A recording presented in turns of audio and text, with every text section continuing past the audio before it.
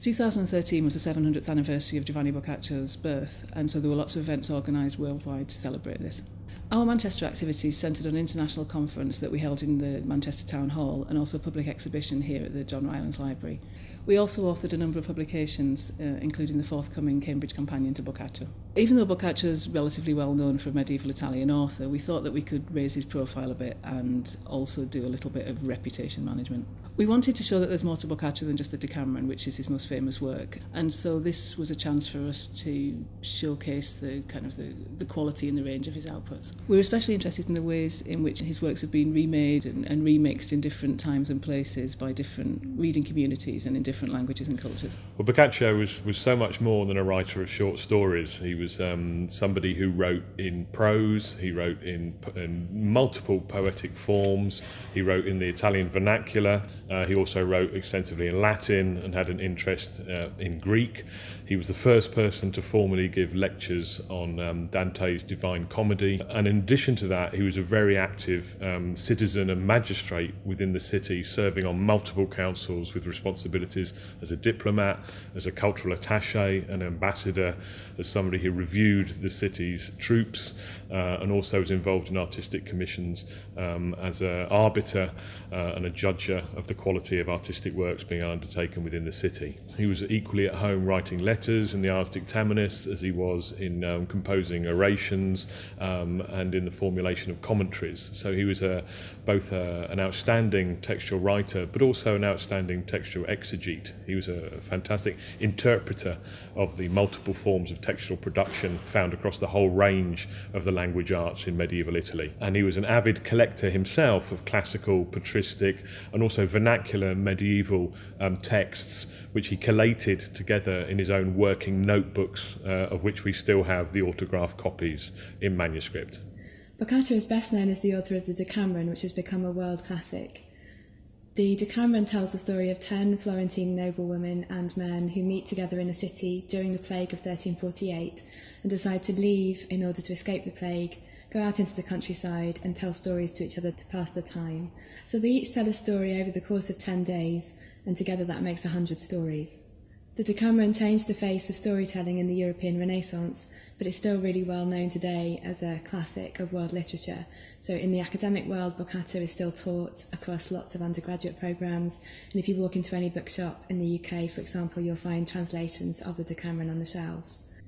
We decided to call our exhibition and the conference Locating Boccaccio to, first of all, reflect our interest in defining him for a contemporary audience, and also to literally locate him in different times and places. The exhibition was really centred around the importance of the book object as a historical witness to Boccaccio's activities as an author. The three of us all work on Boccaccio and medieval culture in different ways, and our interests really come together through our focus on the book as a material object.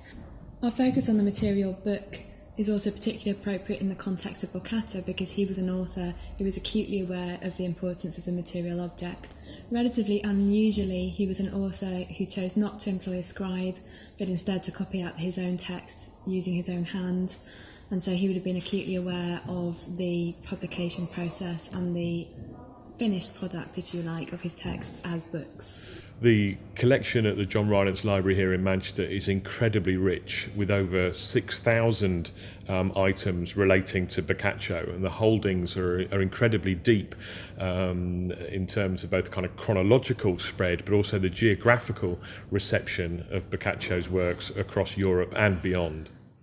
We're incredibly fortunate to have here at the John Rylands Library the most famous text of 19th century Bibliomania, and this is the 1471 printing of Boccaccio's Decameron that was owned by the Duke of Roxburgh and sold at auction in 1812 for a record £2,260 after a famous bidding war in the auction itself.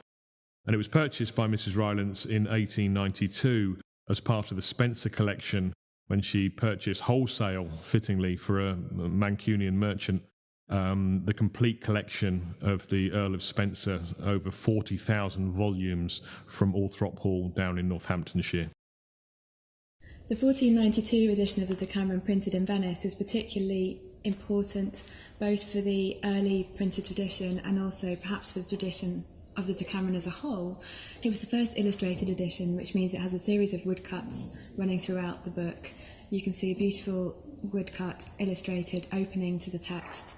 There are woodcut illustrations for each of the 10 days of storytelling, as well as individual scenes for each of the 100 novelle, illustrating often very erotic poses taken from those stories. It's also important because in the tradition of the Decameron, this is the first edition to have what we'd call a paratext. So that's an extra piece of text, if you like, added in this case by an editor or a printer, which is a life of Boccaccio. It's a biography of the author, and that too is marked by a woodcut illustration showing the author at his desk.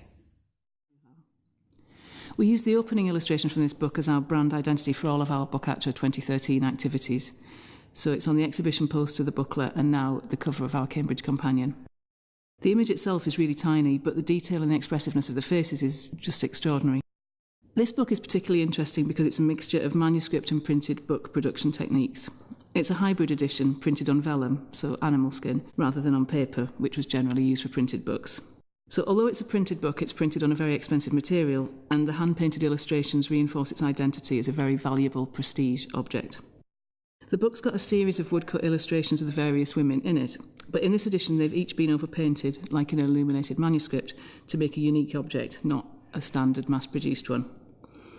And what I think is particularly interesting is that there's a limited series of woodcut illustrations, which are repeated throughout the printed book. But here the same woodcut has been painted differently every time. So you can see the image recurring again and again, but with different backgrounds and different clothes. We don't know who the original owner was, but we know that Verard produced these hybrid copies for royal and aristocratic readers. The picture of the woman holding a book in this dedication image might just suggest that the owner was female and that she had the illustrations commissioned for her copy. Victoria Manchester was famous for looking back into history for examples of civilizations and countries which successfully combined cultural activity with trade. And it's on this basis that they found in Renaissance Florence a centre which combined banking and capital accumulation with cultural enterprise and the sponsorship of education. And the works of Boccaccio in particular were of interest to these merchant collectors, such as Enriqueta Rylands, and the parallel between the two cities accounts for the outstanding holdings of Florentine and late medieval Renaissance material within the John Rylands Library. The literary and material forms of Boccaccio's works continue to be the object of study by scholars here at the University of Manchester and indeed throughout the world. Women have always been associated with Boccaccio. Female characters appear in various guises, from his first fiction in Italian through to his later Latin compilations. And Boccaccio is pioneering in the way in which he uses women. So, for example, his Elegy of Madonna Fiammetta is the first post-classical Western text written from the perspective of a woman. And later on in his career, Boccaccio wrote a collection of biographies of famous women called De Mulieribus Claris, explicitly to complement the biographies of famous men which had been composed from antiquity onwards. De Mulieribus was highly influential in creating a tradition of texts in defence of women, and was also rapidly diffused across Europe, often in lavishly illustrated editions. Although Boccaccio has been championed as a proto-feminist, his position is by no means straightforward, and he also includes less than complimentary portraits of women drawn from the misogynist tradition. Boccaccio's status as one of the great medieval authors, combined with the visual possibilities of his texts, has meant that his works have been republished many times by prestige printing houses and private presses. We wanted to show this in this particular case, with later editions whose design reflects those of historic early printed editions. This can be seen, for example, through the choice of font or typography, the page layout, in the reuse of woodcuts from specific editions, or by illustrations playing on the idea of the Middle Ages. Boccaccio's Decameron is one of the most famous banned books of all time. Framed as a text designed to give comfort and consolation to lovers, it has been both celebrated and censured for its erotic content over the centuries. Illustrated editions have often emphasised this, from the Venice 1492 edition, via the 19th century Gentleman's edition, to the exuberantly vulgar images of the Illustrated Editions series dating from the 1930s. Attitudes to censorship differ in different times and places. In the 16th century, the Decameron was placed on the Index of Prohibited Books, and several tales were censored for their blasphemous sexual content. Meanwhile, in French translations, the sexual content was often amplified by suggestive plates. In English, the most notorious tales were censored until 1886. The first freely available uncensored English translation was not published until 1930. Even in the late 20th century, the Decameron was still being marketed as classic erotica. Boccaccio's multilingualism and his literary versatility reflected the cultural sophistication of Italy during the late medieval period in the mid-14th century. And Boccaccio's popularity no doubt derived in part from the wide range of audiences and subjects that he actually addressed.